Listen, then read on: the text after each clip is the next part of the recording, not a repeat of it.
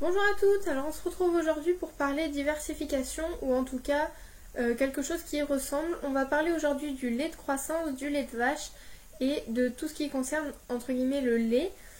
Ça fait partie, cette vidéo fera partie de la catégorie vos sujets vu que c'est une vidéo qui m'a été demandée par une abonnée concernant son enfant et elle voulait savoir comment on avait fait pour passer du lait de croissance au lait de vache pour Mila. Donc je vais vous expliquer ce que j'en pense, ce qui a été comme cas par rapport à Mila et ce qui est conseillé et quelques petits conseils bien sûr. Donc ce qu'il faut savoir, c'est qu'il ne faut pas passer bébé au lait de vache avant 9 mois, voire même 12 mois, ça dépend, mais il est conseillé d'attendre 12 mois. Car tout simplement, le lait de vache n'est pas adapté aux besoins du nourrisson. Il contient trop de protéines et de sels minéraux et donc vous savez très bien que le sel pour les reins de bébé ce n'est pas bon du tout. Donc le lait de vache n'est pas conseillé avant 12 mois. Et également il ne contient pas assez de fer, ce qui peut causer l'anémie ou tout simplement des petits saignements dans l'intestin. Donc rien de très grave mais à éviter quand même, il faut que bébé ait ses besoins en fer. C'est pour cela qu'il est conseillé de prendre du lait de croissance jusqu'à l'âge de 3 ans environ de l'enfant. Alors bien sûr, il ne faut pas écouter tout ce que recommandent les médecins, etc. Alors il faut savoir faire un tri, tout simplement parce que c'est du marketing aussi. D'un côté, il y a du marketing, on vous dit prenez ça jusqu'aux 3 ans de l'enfant, etc. Ce n'est pas dangereux si vous le faites avant, renseignez-vous bien avant de faire quoi que ce soit.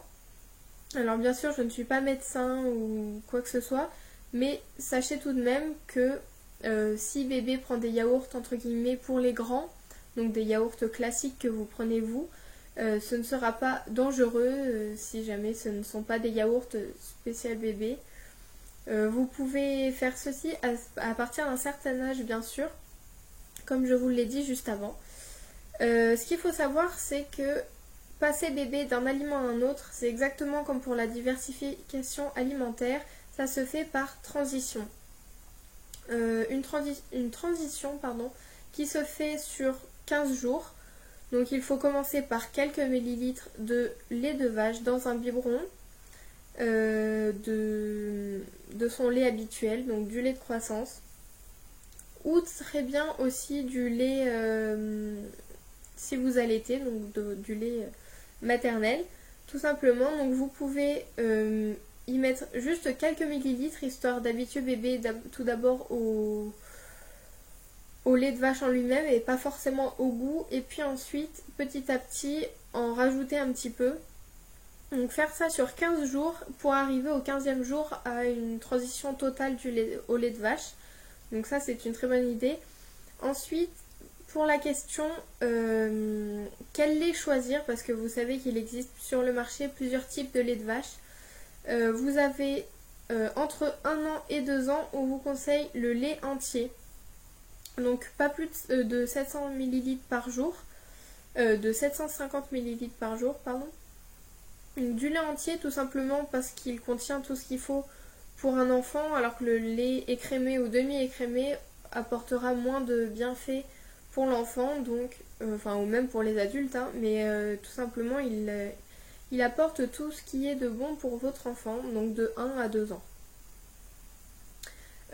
Ensuite, pour le lait de croissance, comme je vous l'ai dit tout à l'heure, c'est recommandé jusqu'aux 3 ans de l'enfant. Après, chacun fait comme il l'entend. Mais en tout cas, le dernier conseil que je peux vous donner, c'est d'écouter votre enfant et d'attendre qu'il soit prêt à avoir du lait de vache. Donc, prêt dans le sens pas où il vous le demande, mais si vous sentez que votre enfant est très bien comme ça et que vous n'avez pas l'envie ou vous ne ressentez pas le besoin de le changer de lait et lui mettre du lait de vache, ne vous forcez pas, ne vous dites pas tout le monde le fait alors je vais le faire. Écoutez votre enfant avant tout et écoutez-vous. On va parler pour finir de comment ça s'est passé pour Mila.